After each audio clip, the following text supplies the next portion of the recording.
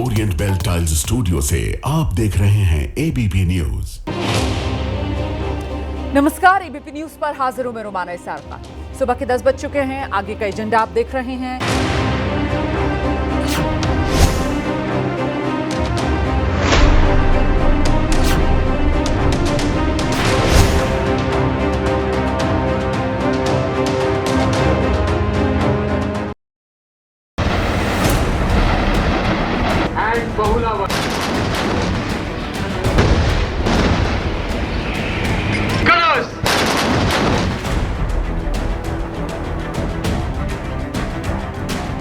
मेरा यह दायित्व है कि अपनी सेना के साथ मिलकर देश के ऊपर आंख उठाने वालों को मुंहतोड़ जवाब दूं। प्रधानमंत्री मोदी जी के नेतृत्व में जैसा आप चाहते हैं वैसा होकर रहे।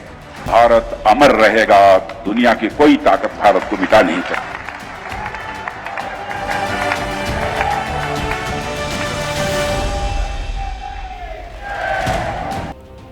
पहलगाम आतंकवादी हमले के जिम्मेदार पाकिस्तान को भारत कहीं ना कहीं छोड़ने वाला तो है ही नहीं। भारत चारों ओर से पाकिस्तान को घेरने में जुट चुका है। भारत ने जम्मू कश्मीर के रामबन के बगलिहार डैम से पाकिस्तान को जाने वाली चिनाब नदी के पानी का बहाव रोक दिया है। सरकार अब किशनगंगा डैम से झेलम नदी पर भी इसी तरह का कदम उठा सकती है।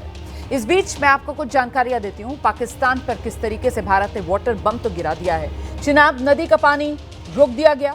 जो सलाल डैम है उसके गेट फिलहाल बंद कर दिए गए हैं। और इतना ही नहीं, आने वाले समय में किशनगंगा बांध भी बंद करने की तैयारी में भारत। तो देखिए किस तरीके से ये जो वाटर बम है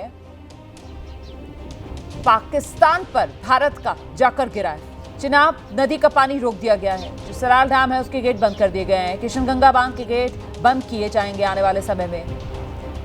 और ऐसे में पाकिस्तान प्यासा तरसेगा। बूंद बूंद पानी को पाकिस्तान मोहताज हो जाएगा। ये वाटर स्ट्राइक भारत की तरफ से जो पाकिस्तान पर की गई है, सिंधु जल समझौता सस्पेंड करने के बाद ही भारत की तरफ से इसकी शुरुआत कर दी गई थी। और अब उसी के तहत देखिए किस तरीके से एक के बाद एक ये कदम जो पाकिस्तान की तरफ भारत के निशाने के तौर पर सामने आ रहे हैं। तो पाकिस्तान पर ये जो वाटर बम गिरा है, चिनाब नदी का पानी रोका गया है, सलाल डैम के गेट बंद कर दिए गए हैं, किशनगंगा बांध भी जल्द बंद करने की तैयारी में है भारत। पाकिस्तान पर भारत का ये वाटर बम। सीधे आपको लेकर चलेंगे। हमारे साथ हमारे सहयोगी इस वक्त मौजूद हैं। हमारे साथ आसिफ कुरैशी इस वक्त मौजूद हैं। इसके अलावा आप देख सकते हैं बिलाल हमारे साथ मौजूद हैं और साथ ही नीरज राजपूत भी इस समय हमारे साथ जुड़ गए हैं। लेकिन सबसे पहले आसिफ का रुख करते हैं। आसिफ, सिंधु जल समझौता भारत सस्पेंड करेगा, कुछ हासिल नहीं कर पाएगा, इस तरीके की बातें करने वाले बहुत से लोग थे। लेकिन अब भारत सिंधु जल समझौता सस्पेंड करने के बाद क्या कुछ कर सकता है? कैसे पाकिस्तान को बूंद बूंद पानी के लिए मोहताज कर सकता है? उसी की ये शुरुआत होती हुई नजर आ रही है। आसिफ कुरैशी,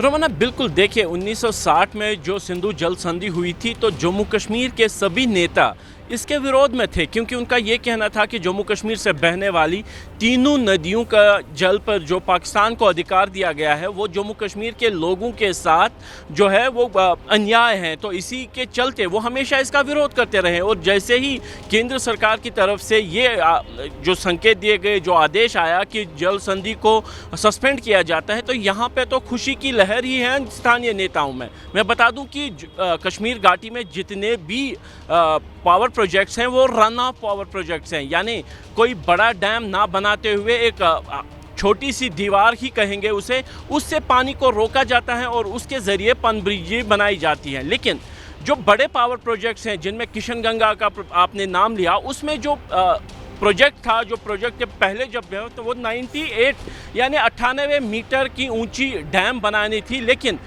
सिंधु जल संधि के चलते उसको कम करके सिर्फ 37 मीटर का कर दिया गया था। यानी कहीं ना कहीं 1/3 जो है डैम की हाइट कम करनी पड़ी थी सिंधु जल संधि के चलते। तो इसीलिए जब जल संधि नहीं रही तो डैम की हाइट बढ़ाई जा सकती है, और जहां 450 मेगावाट का पावर प्रोजेक्ट है वहां वो 1300 से लेकर 1700 मेगावाट पावर प्रोजेक्ट बन सकता है, ऐसी संभावना यहाँ पे है। और इसी तरीके से सभी नदियों का जल रोका जा सकता है, उन पर डैम बनाए जा सकते हैं, चाहे वो सलाल हो या डुलहस्ती हो या फिर जो नए डैम्स बन रहे हैं पकाडुगल हो या बाकी जगहों पर जो डैम बन रहे हैं, वो अब उनकी हाइट पर कोई भी प्रतिबंध नहीं रहेगा। बड़े डैम बनाए जा सकते हैं और पानी को डाइवर्ट किया जा सकता है, क्योंकि सिंधु जल संधि नहीं है, यानी कहीं ना कहीं उसका सीधा का सीधा प्रभाव पानी का बहाव जो पाकिस्तान की तरफ जाता है उस पर पड़ेगा। भले ही 100% पानी ना रोका जा सके, क्योंकि जितने भी पन बिजली प्रोजेक्ट्स हैं उनमें पानी के बहाव से ही बिजली बनती है, यानी पानी का बहाव तो चलता रहेगा। लेकिन जिस मात्रा में पानी जम्मू कश्मीर में रोका जा सकता था, अब उस पर कोई भी प्रतिबंध नहीं है, यानी 24 घंटे पानी रोकने की अनुमति थी सिंधु जल संधि के चलते, अब उस पर कोई प्रतिबंध नहीं है। डैम बना दिए जाएंगे, डैम की हाइट बढ़ाई जा सकती है, और किशनगंगा पावर प्रोजेक्ट जहां पे केवल इस समय 37 मीटर ऊंचा बांध बना है, उसको बढ़ाकर 98 मीटर कर दिया जा सकता है, जैसा कि प्रपोज था। यानी कहीं ना कहीं जम्मू कश्मीर के लिए भी ये अच्छे संकेत हैं और पाकिस्तान के लिए बुरी खबर, क्योंकि भारत ने इस संधि को फिलहाल सस्पेंड कर दिया है। बिल्कुल, जल्दी से जरा बिलाल का रुख कर लेते हैं। बिलाल, कुल मिलाकर भारत और जम्मू कश्मीर के लोगों के लिए बढ़िया खबर, क्योंकि जो सिंधु जल समझौता है उससे पाकिस्तान की तरफ पानी बहकर जाता था, फायदे में पाकिस्तान, और ऐसे में अब जब ये समझौता भारत ने सस्पेंड कर दिया है तो फिर पाकिस्तान का गला सूखना तय। बिल्कुल रुमाना, देखिए जम्मू कश्मीर के न सिर्फ स्थानीय नेता बल्कि जो जम्मू कश्मीर के जो किसान हैं जो कि खेती पर निर्भर करते हैं, उनकी भी लंबे समय से यही मांग रही है कि जो भारत का पानी है वो पाकिस्तान क्यों जाए, तो वो साफ तौर पर जो है वो इसका भी विरोध करते रहे हैं। लेकिन इसके अलावा मैं आपको बता दूं कि मैं इस वक्त पहलगाम में हूं, और पहलगाम में जो NIA की जाँच है वो जो है वो आगे बढ़ रही है, और NIA की जो जाँच है वो इस दिशा में आगे बढ़ रही है कि जो सरहद पार बैठे जो पाकिस्तानी आकाओं और लश्कर के हेडक्वार्टर में जो एक लार्जर कॉन्स्पिरेसी जो रची गई थी 22 तारीख को, उसको डिकोड करने के लिए NIA की टीम आज भी जो है वो अलग अलग जगहों पर पूछताछ करेगी। आपको बता दें रुमाना कि कल भी NIA और जम्मू कश्मीर पुलिस की टीम की तरफ से जो स्थानीय लोग हैं, यानी कि जो टूरिस्ट गाइड कह लें, ट्रैकिंग गाइड्स कह लें, या फिर होटलियर्स कह लें, और स्थानीय लोग कह लें, उनसे भी पूछताछ की गई है। लेकिन इनमें जो एक महत्वपूर्ण पहलू है कि जो टूरिस्ट गाइड्स होते हैं, ये टूरिस्ट गाइड बैसरन घाटी के ऊपर के जो घने जंगल हैं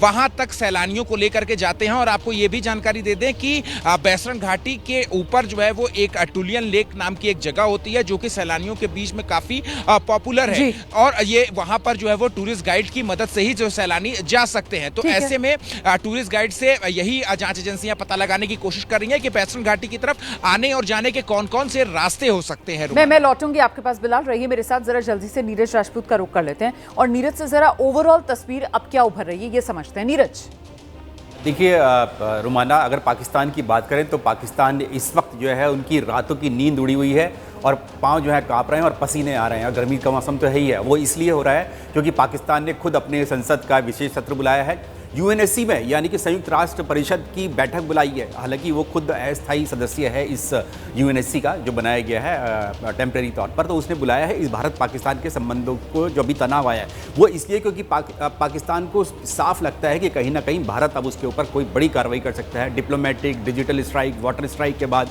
जल संधि जो हमने रद्द की है उसको लेकर भी बिलबिला रहा है पाकिस्तान। तो इन सब को लेकर जो है पाकिस्तान में हालात ऐसे हो गए हैं कि अब सबकी नींद उड़ी हुई है।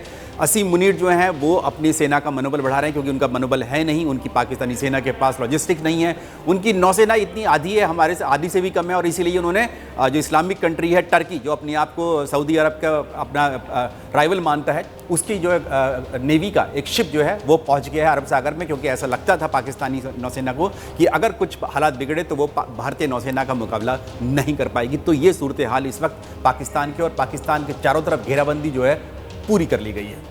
तो पाकिस्तान के चारों तरफ घेराबंदी पूरी कर ली गई है, और ऐसे में देखिए किस तरीके से पाकिस्तान का ये पानी कम करके भारत की तरफ से पाकिस्तान पर ये वाटर बम जो गिराया गया है, अब उसका असर जो है वो साफ तौर पर नजर आने लगा है। और ऐसे में ABP न्यूज़ पहुंचा बगलिहार डैम और वहीं पर हमारे संवाददाता गणेश ठाकुर की मौजूदगी। दिखाते हैं आपको गणेश की एक रिपोर्ट। जम्मू के रामबन डोडा स्थित बगलिहार डैम को लेकर पाकिस्तान को जो डर 1999 से सता रहा था, वही डर अब सच साबित होने जा रहा है। भारत सरकार इस बगलिहार डैम के जरिए पाकिस्तान पर वाटर स्ट्राइक करने जा रहा है और मैं फिलहाल खड़ा हूं उसी बगलिहार डैम के पास और ये तस्वीरें हैं बगलिहार डैम की। ये आप देख सकते हैं, ये पाकिस्तान की वो नब्ज दबाएगा जिससे पाकिस्तान का बेहद बुरा हाल होगा। अब ये बगलिहार डैम महत्वपूर्ण क्यों और पाकिस्तान इसका विरोध क्यों कर रहा था? पाकिस्तान 1999 में जब इस बांध या डैम के बनने की शुरुआत हो रही थी, तब से ये कह रहा था कि Bharat run of the river power project के नाम पर ये डैम बनाकर यहाँ चिनाब का पानी इसका एक्सेस कंट्रोल करना चाह रही है। उस पानी को एक ऐसी दिशा देना चाह रही है जिससे युद्ध के दौरान भारत इसे एक हथियार, वेपन के तौर पर पाकिस्तान के खिलाफ इस्तेमाल करेगा। लेकिन वर्ल्ड बैंक की मध्यस्थी के बाद भारत को ये डैम बनाने की मंजूरी मिली और अब ये डैम बना है, जिसके बाद यहाँ 900 मेगावाट की बिजली निर्मित भी होती है। लेकिन पाकिस्तान ये कह रहा है कि बिजली निर्माण करने के अलावा पाकिस्तान के पास पहुंचने वाला ये पानी इसे भारत कंट्रोल कर रहा है। कंट्रोल करेगा तो क्या होगा, और यही रणनीति भारत की है। भारत एक ऐसी रणनीति अपना रहा है जिसके जरिए सिर्फ युद्ध भूमि में ही नहीं तो इस पानी या वाटर बॉम्ब के जरिए पाकिस्तान को बहुत नुकसान पहुंचेगा। अब कैसे, वो आपको मैं बताने की कोशिश करता हूं। आप देख सकते हैं ये फिलहाल लीन पीरियड चल रहा है, यहाँ पानी का स्तर कम है। यहाँ 6 टरबाइन चलती हैं, उनके लिए पानी यहाँ पर छोड़ा जा रहा है। टरबाइन से पानी होते हुए ये वापस ये दरिया में पानी आता है और पानी फिर पहुँचता है रामबन के जरिए अखनूर और अखनूर के बाद ये जाता है पाकिस्तान में पानी। अगर ये पानी रोका गया तो पाकिस्तान में जल संकट खड़ा हो सकता है। लेकिन अगर ये पानी पूरी तरह से स्टॉक किया गया और एक साथ आप इस डैम की क्षमता देखेंगे, अगर एक साथ पूरे फोर्स में पानी छोड़ा गया तो 10,000 क्यूबिक मीटर से ज़्यादा पानी एक समय में पाकिस्तान पहुंच सकता है, जिसमें पाकिस्तान का एक बड़ा हिस्सा बाढ़ की चपेट में आ सकता है।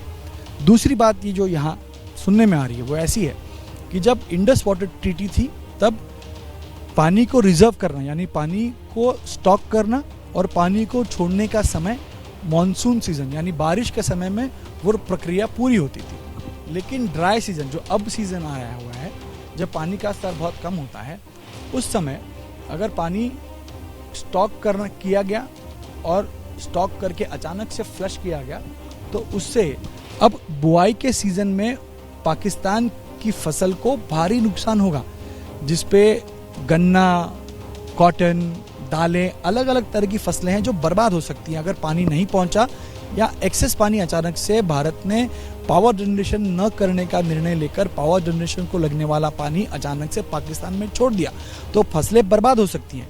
तीसरी बात ये भी है कि जब आप पानी यहाँ डैम में स्टॉक करते हैं गेट बंद करने के बाद, तो नदी के पानी के साथ साथ रेत, मिट्टी और एक कह सकते हैं वहाँ पर कुछ ऐसी चीज़ें भी आती हैं जिसको फसलों को नुकसान होता है।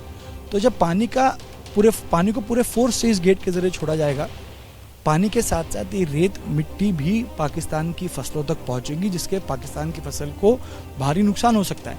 तो ये अलग अलग चीज़ें हैं, अलग अलग हथियार हैं जो सरकार पाकिस्तान के खिलाफ इस्तेमाल इसके ज़रिए कर सकती है या बगलिहार डैम के ज़रिए कर सकती है। दूसरी एक बहुत महत्वपूर्ण बात यह है कि भारत के पास अब पूरा पानी का कंट्रोल है। पानी कब छोड़ना है, पानी कब कितना बचाना है, पानी कब रोकना है। पहले जब करार सिंधु जल समझौता था तो भारत पाकिस्तान को नोटिफाई करता था डेटा देकर कि किस समय पानी छोड़ा जाएगा, कितना पानी छोड़ा जाएगा। लेकिन अब वो स्थिति नहीं है।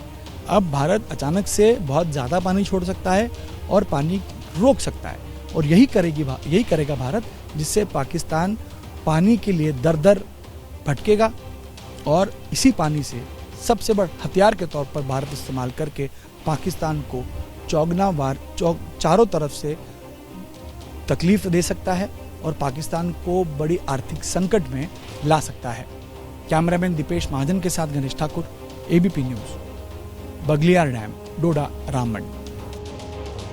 इस वक्त की बड़ी खबर मैं आपको बताने जा रही हूँ। पहलगाम आतंकवादी हमले को लेकर एक बड़ा खुलासा हो रहा है कि इस हमले के पीछे दरअसल मुश्ताक अहमद जरगर की भूमिका है। सूत्रों के हवाले से बड़ी खबर आ रही है। अब आप सोच रहे होंगे कि मुश्ताक अहमद जरगर कौन? तो अल उमर मुजाहिदीन जो संगठन है उसी का मुखिया है ये मुश्ताक अहमद जरगर। जरगर के समर्थकों ने पहलगाम हमले के ओवरग्राउंड वर्करों की मदद की थी, ये भी जानकारी सामने आ रही है। हम सीधे आपको लेकर चलेंगे, हमारे साथ हमारे सहयोगी अंकित गुप्ता इस वक्त मौजूद है। अंकित, बताइए ये जो नया नाम और नया संगठन सामने आ रहा है मुश्ताक अहमद जरगर और इसका ये संगठन अल उमर मुजाहिदीन, क्या डिटेल्स है इसके बारे में? बिल्कुल रुमाना, देखिए जो एनआईए की जांच चल रही है, इसके साथ ही जो बाकी जांच एजेंसीज भी इस मामले में जो एनआईए की जांच में सहयोग कर रही हैं, उन्होंने जो तमाम ओवरग्राउंड वर्कर्स हैं जिनको हिरासत में लेकर के पूछताछ की है, उसी में एक नाम सामने आया है और वो नाम है मुश्ताक अहमद जरगर का। मुश्ताक अहमद जरगर वो व्यक्ति है जो कि पिछले 30 सालों से ज्यादा वक्त से जो है कश्मीर में आतंकवाद में शामिल रहा है, अलग अलग घटनाओं में शामिल रहा है। और हमारा ये बताना भी जरूरी है, ये वही व्यक्ति है जो कंधार हाईजैक जब हुआ था IC 814 का, तो उस दौरान इसको जो है मौलाना मसूद अजहर के साथ में छोड़ा गया था, रिहा करवाया गया था। और फिलहाल जैसी जानकारी मिली है ये पाकिस्तान में मौजूद है और पाकिस्तान में बैठ करके जो है ये भारत में खास तौर पर जम्मू और कश्मीर के इलाकों में आतंकी घटनाओं में जो शामिल रहा है। और फिलहाल जो अभी तक जांच आगे बढ़ी है उसमें ओवरग्राउंड वर्कर्स से पूछताछ के दौरान इसका नाम सामने आया है और उसी आधार पर एनआईए अपनी जांच आगे बढ़ा रही है। जी, बहुत शुक्रिया आपका इस तमाम जानकारी के लिए अंकित गुप्ता। नजर बनाकर रखिएगा, कोई और अपडेट होगा दर्शकों तक पहुंचाएंगे।